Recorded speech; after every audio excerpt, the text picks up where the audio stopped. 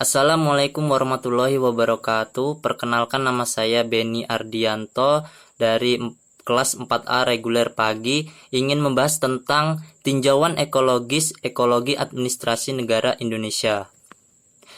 Yang pertama, ekologi administrasi negara Indonesia, yaitu dalam menganalisa ekologi administrasi negara Indonesia digunakan perincian faktor-faktor ekologis yang meliputi faktor-faktor ekologis yang beraspek alamiah dan faktor-faktor ekologis yang beraspek kemasyarakatan yang meliputi ideologi, politik, ekonomi, sosial budaya, dan militer atau hankam.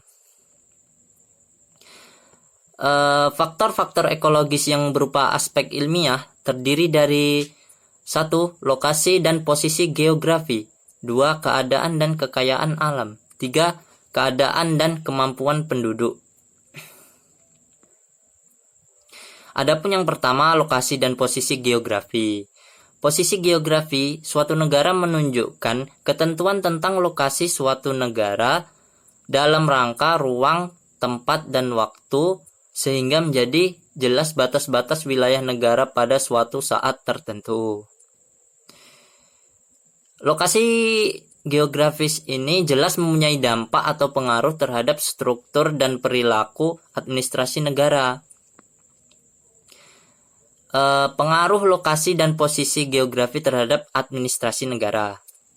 Itu yang pertama, bentuk wujudnya ke dalam geografi Indonesia merupakan kepulauan terdiri dari 13.667 buah pulau besar dan kecil, dengan luas wilayah daratan 1.919.170 km persegi dan luas wilayah perairan atau lautan 5,4 juta km persegi, sehingga keseluruhannya mencapai sekitar 7,3 km persegi dengan perbandingan luas wilayah daratan dan wilayah lautan sekitar 1:3, jelas memerlukan suatu administrasi negara yang mampu menghubungkan pulau-pulau tersebut satu dengan yang lain, sehingga pulau-pulau jadi tidak terisolasi dan bangsa Indonesia yang mendiami pulau-pulau itu merupakan bangsa Indonesia yang terintegrasi. Yang kedua, letak astronomik Indonesia ialah di antara 95 derajat dan 141 derajat bujur timur. Di antara 6 derajat lintang utara dan 11 lintang selatan, yang berarti berada di daerah tropik. Iklim tropik yang panas dan lembab menyebabkan tumbuh-tumbuhan hidup subur sehingga dijumpai hutan yang cukup lebat. Agar hutan-hutan ini dapat bermanfaat bagi penduduk dan sekaligus terjamin kelestariannya, maka perlu dikelola, diatur pemanfaatannya, dan sekaligus peremajaannya. Untuk ini semua diperlukan data unit administrasi negara dan tergabung dalam Direktorat Jenderal Kehutanan dalam lingkungan Departemen Pertanian. Yang ketiga, posisi silang negara Indonesia terletak di antara 2 benua dan 2 samudra.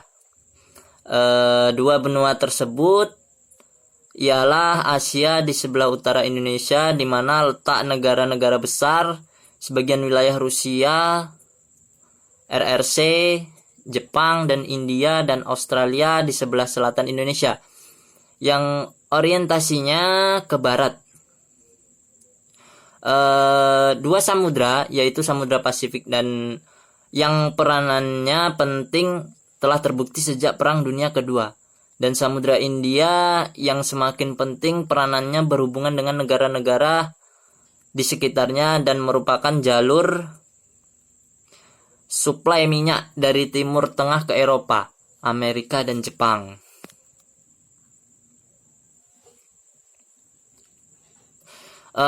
Posisi tersebut menjadikan Indonesia sebagai incaran ideologis, politik, ekonomis, sosial budaya, dan militer. Di samping itu juga Indonesia seolah-olah menjadi medan terbuka yang dapat didekati dari segala arah. Atas dasar ini diusahakan agar Indonesia mampu mengontrol wilayahnya dan menangkal bahaya-bahaya yang datang dari segala arah, untuk mana perlu diciptakan seperangkat administrasi negara.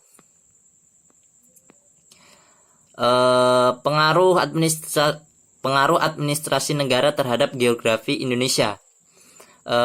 Pengaruhnya yaitu terutama lokasi dan posisinya hampir-hampir tidak ada karena sifatnya alamiah. Tetapi pengaruh pada segi lain dapat ditelusuri melalui perubahan cara pandang atau wawasan bangsa Indonesia mengenai geografisnya.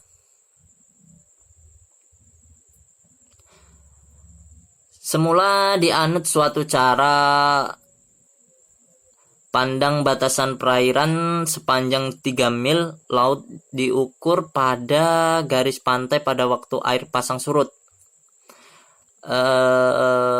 Dalam hal demikian seolah-olah wilayah Indonesia terbelah menjadi beberapa bagian karena dipisahkan oleh laut yang cukup luas. Berdasarkan pengalaman sejarah bahwa keadaan yang terpisah-pisah itu mudah dimanfaatkan oleh kekuatan asing untuk menguasai bangsa Indonesia, dan dipateri perasaan kesatuan dan persatuan karena senasib dan sepenanggungan, maka dalam lingkungan bangsa Indonesia tumbuh semangat persatuan. Keadaan dan kekayaan alam. Negara Indonesia memiliki potensi kekayaan alam yang cukup besar. Sumber-sumber kekayaan alam beraneka ragam. Kekayaan alam ini dapat berupa tanah yang subur, lautan yang kaya akan ikan dan kehidupan laut lainnya, bahan-bahan tambang, dan sebagainya. Daratan yang mempunyai gunung-gunung berapi memang dapat menyuburkan tanah dan juga mengandung potensi sebagai sumber energi yang dapat dimanfaatkan di kemudian. Pengaruh keadaan dan kekayaan alam terhadap administrasi negara. Pengaruh keadaan dan kekayaan alam ini terhadap administrasi negara nampak pada usaha-usaha untuk memanfaatkan sumber-sumber alam tadi bagi pemenuhan kebutuhan manusia. Tanah yang subur diperlukan untuk bercocok tanam, maupun untuk aquakultur. Baik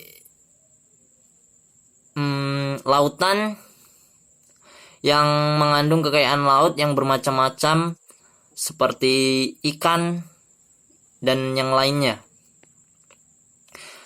Demikian pula Indonesia, untuk mengenali sumber-sumber minyak di lepas pantai pada akhir-akhir ini diperlukan kerjasama dengan pihak asing. Demikian pula perusahaan bahan tambang lainnya seperti nikel, aluminium, dan sebagainya.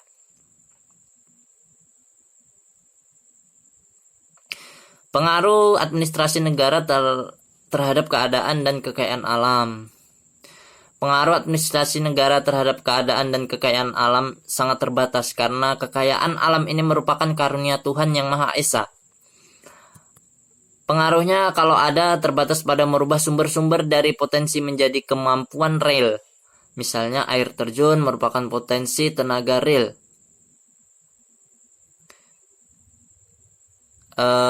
Untuk benar-benar menjadi tenaga, tanah yang subur merupakan potensi untuk tanam padi diubah agar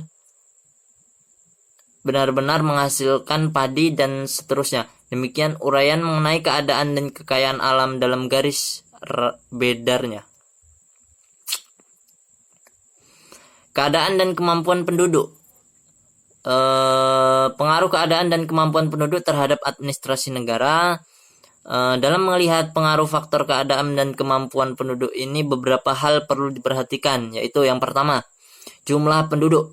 Jumlah penduduk dunia yang semakin meningkat dengan persentase kenaikan yang tinggi dan yang tidak diikuti peningkatan persediaan bahan-bahan kebutuhan yang sebanding, serta penemuan-penemuan sumber-sumber baru menimbulkan rasa kekhawatiran yang amat sangat di kalangan para pemimpin masyarakat.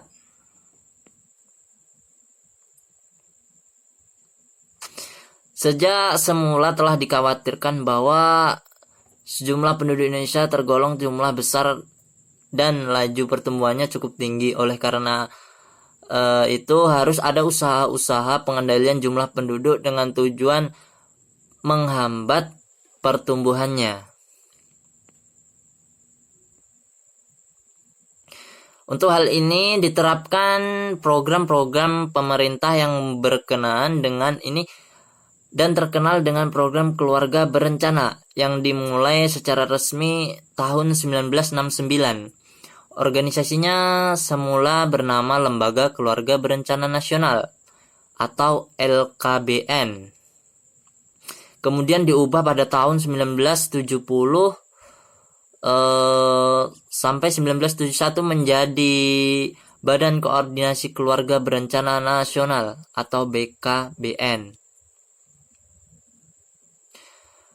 Dan disempurnakan pada tahun 1971 sampai 1972, dan pada perkembangan selanjutnya badan ini mempunyai susunan vertikal dan melibatkan para kepala daerah. Kesemuanya kemampuan ini dapat terhadap administrasi negara dan daerah dalam lingkungan, Departemen Kesehatan dan Departemen Dalam Negeri, baik di tingkat pusat maupun daerah.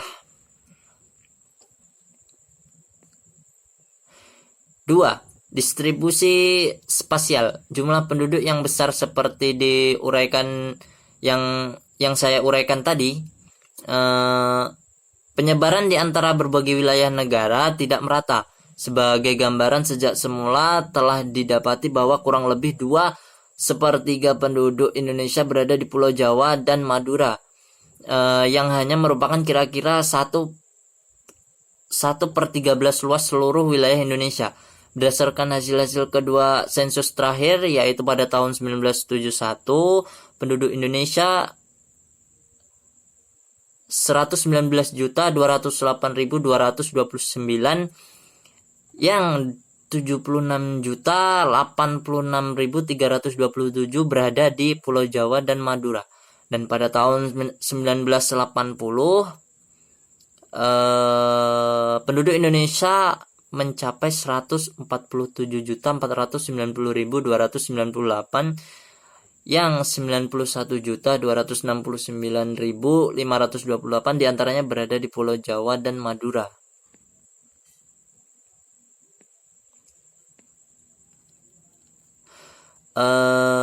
Komposisi umur. Komposisi menurut usia penduduk juga mempengaruhi administrasi negara.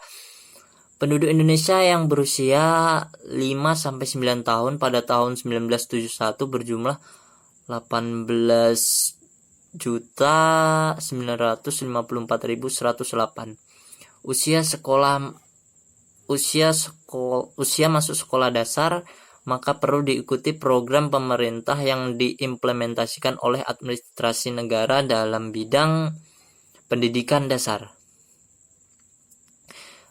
Dengan membangun gedung-gedung SD, merekrut guru-gurunya, mengadakan buku-buku bacaan dan alat-alat perlengkapan lainnya. Yang keempat, penghasilan penduduk. Seperti telah dikemukakan dalam beberapa laporan bahwa Indonesia termasuk kelompok negara-negara berpenghasilan rendah di samping India, Sri Lanka, dan Tanzania. Hal ini sudah jelas mengakibatkan kurang mampunya penduduk dan juga perekonomian nasional mendukung beban pajak yang dipungut pemerintah untuk membiayai administrasi negara. Yang kelima yaitu tingkat pendidikan. Tingkat pendidikan masyarakat masih tergolong rendah. Bahkan pada tahun 1975 yang sudah melek huruf sekitar 62% dari seluruh jumlah penduduk. Hal ini berarti bahwa sekitar 38% masih tergolong buta aksara. Yang keenam yaitu kesehatan penduduk.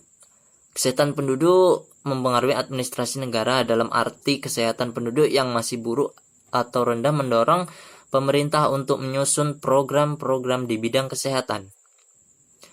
Demikian beberapa penonjolan pengaruh keadaan dan kemampuan penduduk terhadap administrasi negara.